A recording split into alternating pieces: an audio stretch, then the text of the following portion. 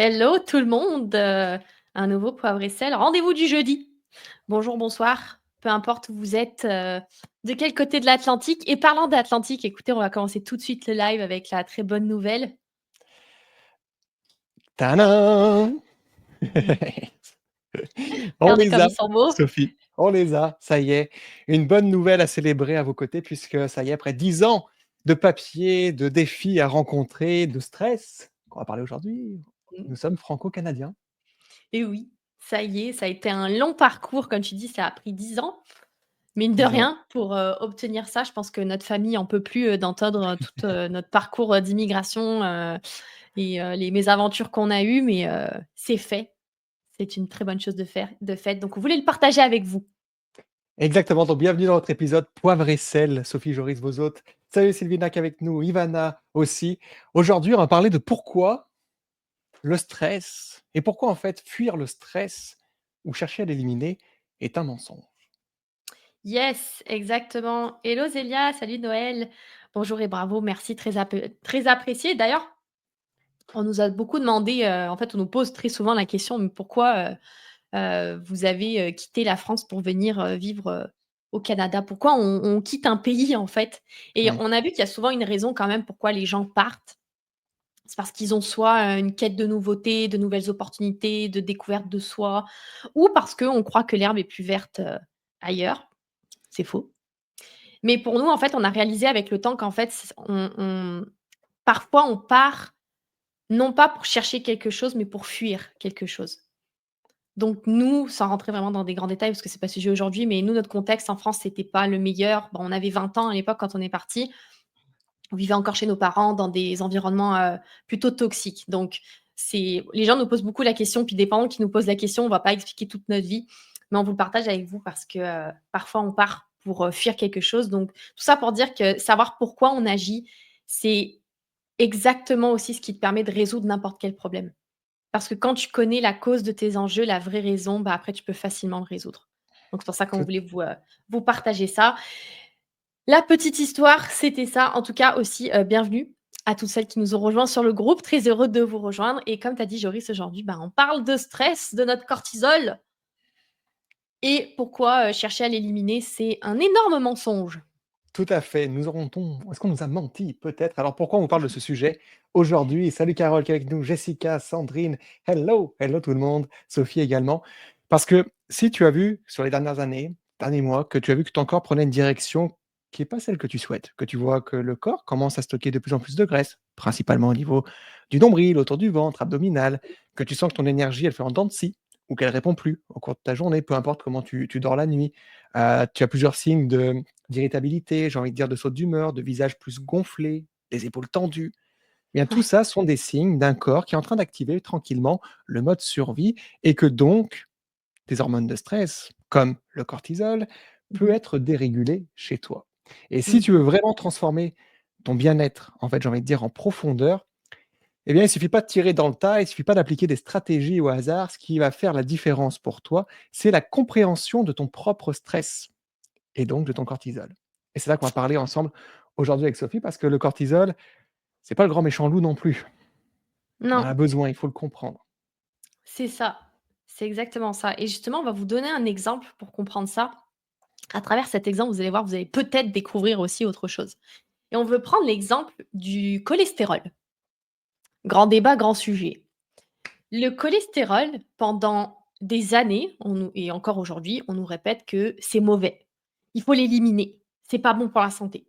Sauf que quand même, on oublie de donner un détail assez important, c'est que le cholestérol, c'est indispensable à ton corps et ton corps, il en produit naturellement, de toute manière.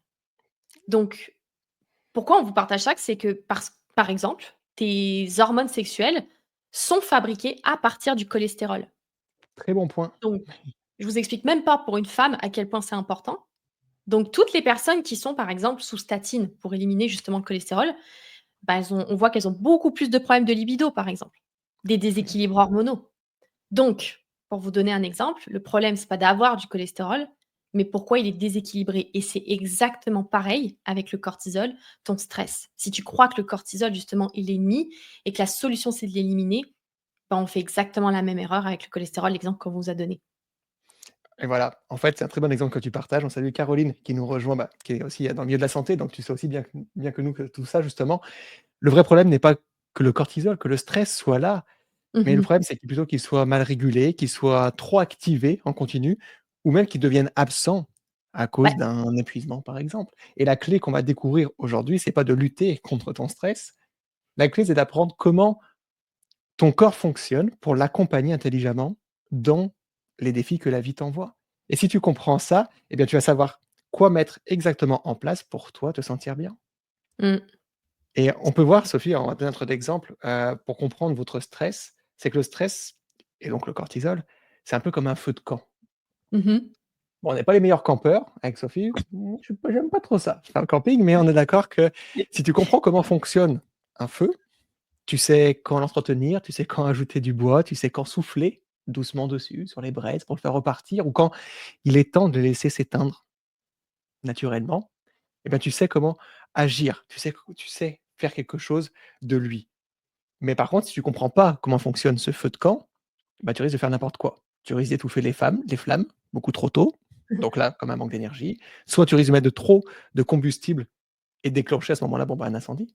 Et Mmh. ben, c'est la même chose avec ton stress. Ouais, exact. C'est une très bonne analogie.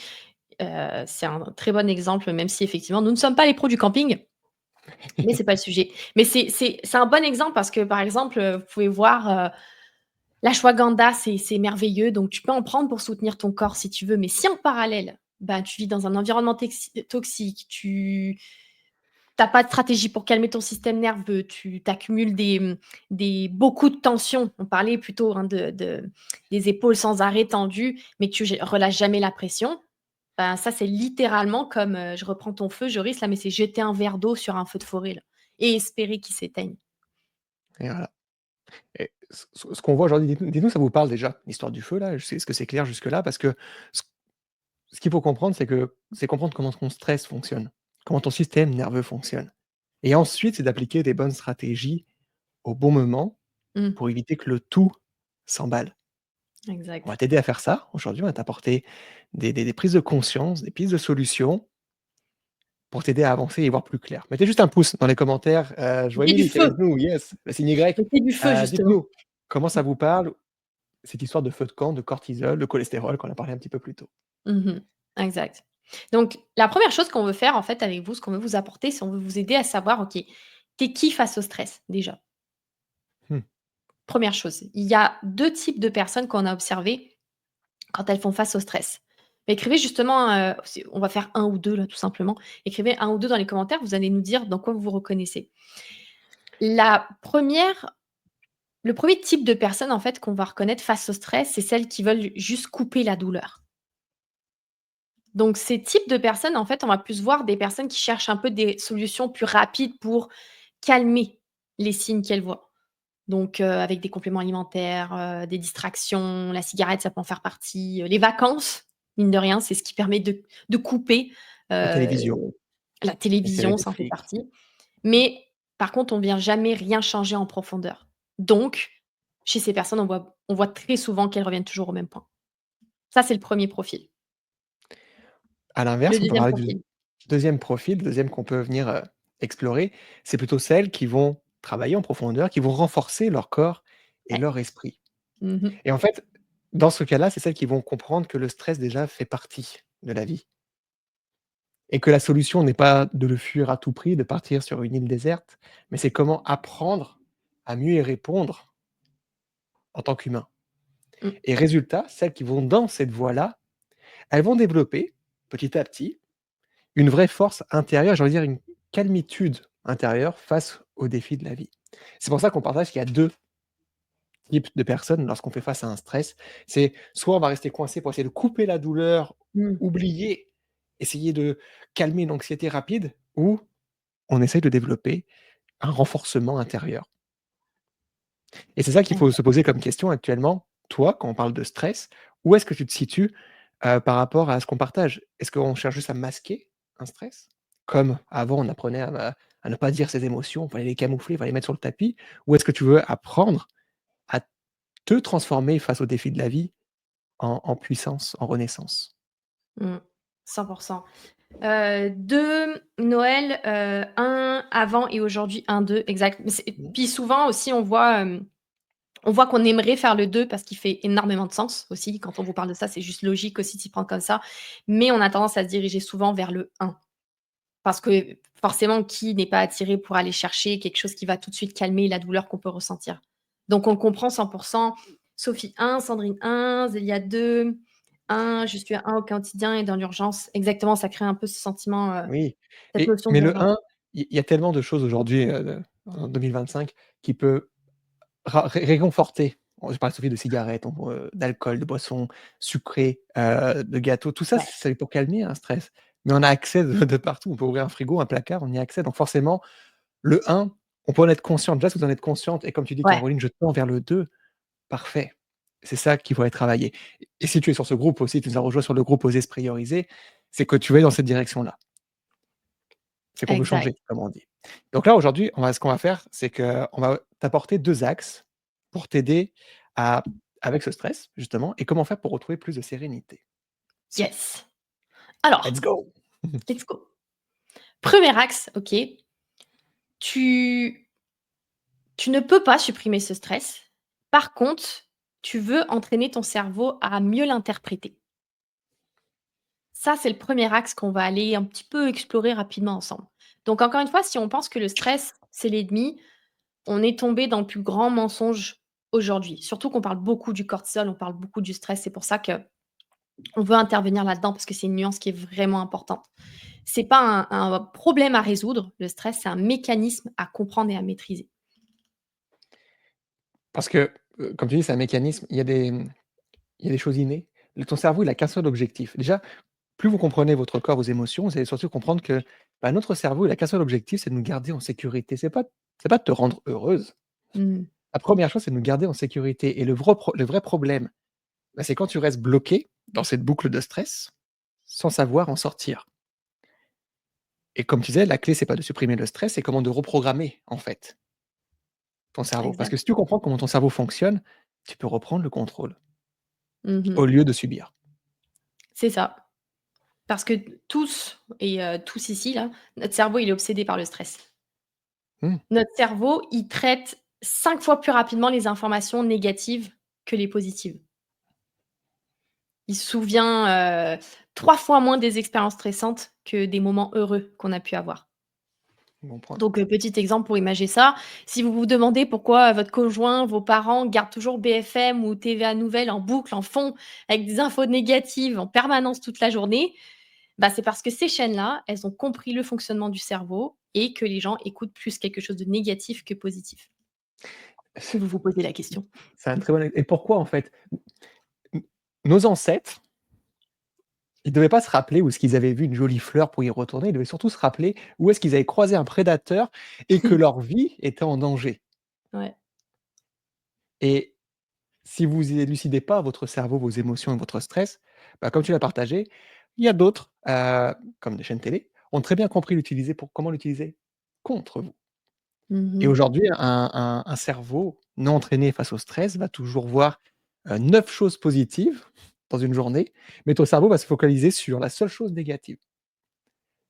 Je vous donne un exemple, c'est facile. Ces derniers temps, je cherchais sur Airbnb un chalet justement, avec, avec mes parents et cetera qui vont venir, cet hiver et tu vois, tu sais, des 4,5 étoiles sur 5, des 4,7.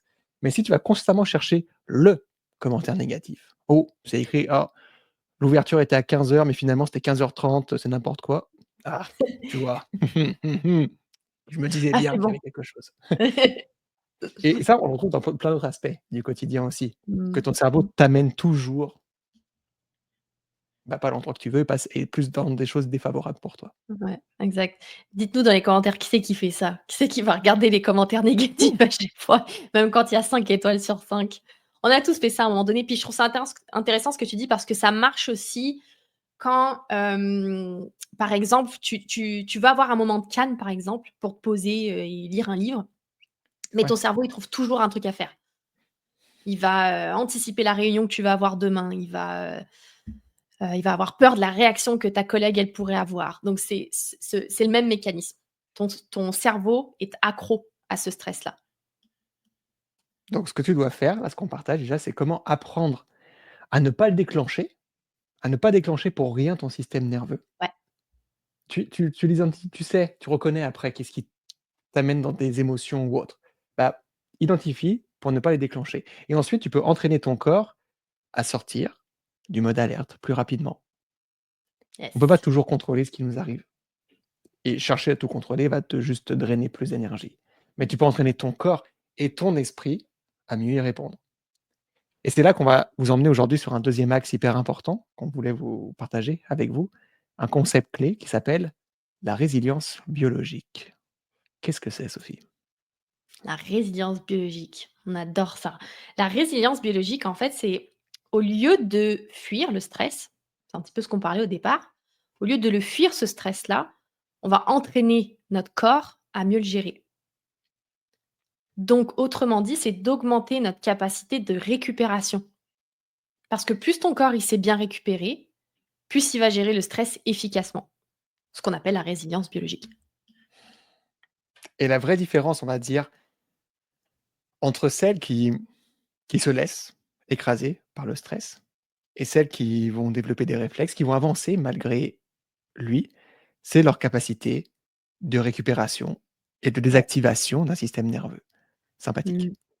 Le stress n'est pas le problème, on a dit, le vrai problème, c'est notre niveau de récupération. Et si ton corps et ton système nerveux sont constamment en mode alerte, eh bien, à un moment donné, on va finir par s'effondrer à la moindre pression. Et les autres autour de toi vont pas comprendre, hein. «Mais pourquoi tu pètes un câble comme ça? Qu'est-ce qui t'arrive?» ou autre. Mais par contre, si tu t'entraînes à mieux absorber le stress, eh bien là, tu pourras rester beaucoup plus stable. Mmh. Mmh. J'ai envie de dire, peu importe les tempêtes ou les tempêtes de neige qu'on a au Québec. Exact. Fait que ce principe-là, il est tellement important à comprendre, puis justement quand on passe notre vie, notre quotidien à le fuir, ce stress ou à le supprimer, en fait, tu renforces jamais ton corps ou ton mental. Et ce qui se passe, c'est que à dès qu'il y aura une prochaine grosse difficulté, bah, là, on s'effondre, en fait. Le corps, il est plus capable de prendre en charge cet excès-là de stress, cet excès de cortisol. Et c'est pour vous donner un autre exemple, c'est exactement pour cette raison, par exemple, qu'il y a beaucoup de femmes qui finissent par reprendre le poids qu'elles ont perdu. Pourquoi? Parce que la vie, à un moment donné, est venue changer le quotidien, est venue mettre une source de stress différente ou la vie, parce que c'est la vie, elle est venue t'envoyer une beaucoup plus grosse vague de stress avec un événement, quelque chose qui s'est passé, peu importe ce que c'est. Et c'est Quelque pour chose ça qu'on qu'il va faut développer cette résilience biologique. On les voit avec nos clients dans la méthode Y, qui sont là aussi ce soir, on les salue. Heu, Elles se développent, elles se comprennent, elles s'élucident aussi elles-mêmes dans mmh, leurs émotions, dans leur stress et à partir de là, tu développes des réflexes qui peuvent traverser les saisons. Et quoi faire aujourd'hui? On va vous partager 3 axes. Quoi faire pour justement développer ta résilience biologique? Sophie, quelle est la première chose? yes. Yes. Fait que la première chose que tu peux faire, OK, c'est dans tes journées, c'est d'apprendre à alterner entre justement une phase de, entre phase de tension et phase de relâchement, en fait. Ton système nerveux, si tu veux, il est fait pour, osciller en permanence entre période de stress, donc ce qui vient activer ton système sympathique et période de récupération. Donc en période de récupération, on active le système parasympathique. Donc quand tu es en mode, action non-stop, travail, famille, ça s'arrête jamais, tu bloques en fait ce cycle qui est un cycle naturel et c'est comme ça que ton corps il s'épuise, pardon. Mmh. Donc comme on disait, c'est comme si tu avais toute ta journée de travail et le but c'est d'avoir un outil, des outils, parce qu'il y en existe plein, qui te permet en fait de relâcher, le pied sur de l'accélérateur. C'est ça en fait le but, c'est parce que tu as sans arrêt le pied qui est appuyé à fond, mais on le relâche jamais. Mmh. Quand est-ce que vous le faites dans une journée? Admettons pour tous ceux qui sont en live en ce moment avec nous, prenez juste conscience de votre respiration. Juste ça, vous allez activer en Mmh. respirant par le nez pendant 3 secondes et en soufflant pendant 3-4 secondes aussi. Faites-le réellement. Vous venez de relâcher un tout petit peu le pied de l'accélérateur et de potentiellement activer votre système nerveux parasympathique, comme tu l'as dit, Sophie. Et en Mmh faisant mh. ça, oh, je viens d'alterner d'une phase de tension à une phase de relâchement. Mais même très courte, mais c'est très bénéfique. Mais très souvent, on ne le fait pas. On part la journée, Ouais. 6h30, il y a l'enfant, allez poser. Puis après, il y a ça. Puis à 9h30, il y a ce dossier qu'il faut rendre. Ta, ta, ta, ta, ta. Puis là, il y a le live, pas vrai ça, il y a ça, faut que je note et tout. OK, on souffle. Mmh. La deuxième chose à avoir pour augmenter sa résilience biologique, c'est comprendre que le problème, donc c'est pas le stress, mais maintenant c'est le manque de récupération entre les phases de stress. On n'est plus Ouais. sur la journée, on va pouvoir aller sur la semaine plutôt maintenant ou sur le mois. Si tu jumps tu fais des sauts en sauts, de stress en stress, bah, ton corps ne sait jamais redescendre la pression et là, ton corps, je regarde plutôt ton stress, devient toxique. C'est tout à fait ça. C'est, Donc là je te laisse donner une différence, Sophie, là-dessus, ouais. ouais, c'est vraiment, q pour faire la distinction avec ce qu'on le premier point qu'on vous partagez, c'est que là, c'est comme si tu enchaînais 4 jours intenses, bah, ta semaine, en fait. 5 jours de travail, super intense. Bah, quand est-ce que tu programmes des moments un peu plus longs pour programmer ton bien-être? Planifier ton bien-être. Quand est-ce qu'on planifie notre bien-être, en fait? Donc oui, ça peut être, si on veut, une journée au spa, merveilleux, mais peut-être qu'on peut pas tous faire ça. Donc c'est peut-être une activité, par exemple, une activité ludique, ça peut être aller faire une marche, ça peut être il y a on croit toujours d'ailleurs que pour, avoir cette récupération, ça va être forcément quelque chose de spirituel ou, vraiment que dans le bien-être, alors que pour beaucoup de personnes, on a besoin d'être dans de l'activation aussi. On a besoin de bouger. Donc justement, comme tu disais, Joris, c'est d'arrêter de sauter de stress en stress, c'est plutôt de planifier dans ton quotidien ces périodes de récupération. C'est période de bien-être, sinon ton Ouais. quotidien va s'occuper de ton mal-être. Mmh mh. Donc là, on Mmh. vient de voir déjà 2 axes par rapport à comment construire ta résilience biologique. Évidemment, Ouais. c'est propre à chacune d'entre vous, hein, chaque personne est unique. Il y a pas un outil magique qui peut mieux fonctionner pour l'une que pour l'autre. C'est faut trouver qu'est-ce qui est bon pour toi. Première chose, c'est qu'au cours de ta journée, Stéphanie disait justement au feu rouge, j'en profite par exemple pour faire des respirations. Parfait. Mmh. Deuxième chose, c'est comprendre maintenant comment tu peux planifier dans tes mois, des moments pour arrêter de jumper de stress en stress. Troisième chose qu'on peut voir, c'est comment construire une tolérance au stress. Mmh. Exact. Puis ça, c'est vraiment le 3e point parce que sans les 2 premiers, c'est pas réaliste. C'est-à-dire que pour développer cette tolérance au stress, en fait, c'est de l'entraînement. C'est comme un muscle, c'est exactement la même chose. Donc plus tu entraînes ton corps et ton esprit à naviguer entre stress et récupération, ben, plus il devient résistant. Tu reprends le contrôle, en fait. Puis c'est ce qui se passe avec énormément de personnes, c'est qu'on a complètement perdu le contrôle avec ce cortisol. Mmh. Donc on vient de développer une tolérance à ce stress.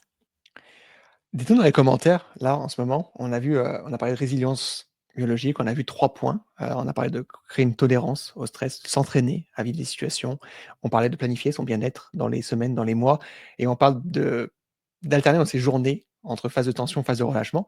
Lequel de ces points te parle le plus actuellement? 1, 2, 3, dis-nous ça dans les commentaires pour voir Mmh. justement qu'est-ce que tu peux mettre en place pour toi dès ces prochaines semaines? Parce qu'encore on le dit depuis le début sur le titre du live, c'est pourquoi éliminer le stress est le pire mensonge qu'on t'a dit pour ton bien-être. Exact. Ça change toute la façon dont tu vas t'y prendre pour réguler ton cortisol. Donc, réécoutez aussi ce live parce que chaque étape qu'on vous a partagée, c'est vraiment la clé puis le plan, en fait, pour se libérer du stress. Vraiment. Ouais et on le construit petit ça se construit petit à petit. Cherchez pas à faire des outils qui sont pas encore rendus là pour vous Ouais. ou que le corps est prêt à accueillir. Quand on le construit avec nos clientes, c'est on y va pas à pas. Au départ, il y a les premières choses à remettre, comment on enlève une tension intérieure, puis après on peut construire ça. Mais trop souvent, on essaye comme un enfant, on aimerait lui apprendre à 3 ans à savoir faire du vélo sans roulette, puis à passer son bac. Ça a aucun sens. Bah, nous, même chose au niveau être humain. On doit peut-être se reconnecter avec des émotions, on doit se reconnecter les besoins de nos corps, on doit comprendre notre métabolisme, comprendre qu'on a fait peut-être des choses dans le passé qui l'ont bloqué, des régimes et cetera. Maintenant, c'est comment on approche quelque chose avec la science et le bon sens pour t'aider. Exact. Tout ce qu'on Numéro aime. 3 pour Sandrine, pour Zélia aussi, pour Stéphanie, mieux, planifier mon bien-être. Caroline 2 objectifs à atteindre en priorité. Top. Excellent. Génial. Alors écoutez, on espère que ça vous a apporté, plusieurs pistes d'action pour, bah, déjà pour votre semaine qui on est au milieu de la semaine à peu près. Donc il reste, 4 jours pour planifier votre semaine différemment. Comme on a dit, on vous a apporté des axes et puis, moi j'ai envie de terminer Joris en remontrant notre passeport de nouveau parce qu'on est beaucoup Tadam! trop fiers de ça. Donc, on terminera en vous disant que, suivez vos rêves, suivez vos, intuitions, suivez, vos ce que ce que vous sentez dans le ventre, OK? Parce qu'un jour, le «j'ai pas le temps de me prioriser» deviendra vraiment vrai. Un jour, on n'aura vraiment plus le temps de faire ces choses-là, donc faites-les quand vous pouvez. Puis aujourd'hui, si votre santé, votre corps, votre esprit est pas aligné avec ce que vous voulez, bah, c'est le temps d'en faire votre priorité Et oser, oser et d'oser. faire de vous votre priorité. On place plein de projets avant, comme tu dis: «Sophie, j'ai pas le temps» ou autre, heu, la voiture, les rénovations de la cuisine, il y a plein de choses qui peuvent toujours nous faire passer après, mais notre corps, c'est un beau véhicule et c'est un bon compagnon de route. Prenons-en soin Mmh. parce que comme on le sait tous, hein, c'est précieux la santé, mais c'est lorsqu'on se retrouve très souvent au bord du gouffre qu'on en prend conscience. Faites le pas, ne faites pas subir ça aussi à votre entourage. Prenez soin de vous, mettez des choses en place pour vous et votre bien-être.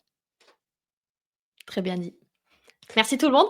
Passez une Oui, excellente, journée ou soirée et on se retrouve la semaine prochaine pour le prochain Poivre et sel. à votre santé. Ciao, Ciao. ciao.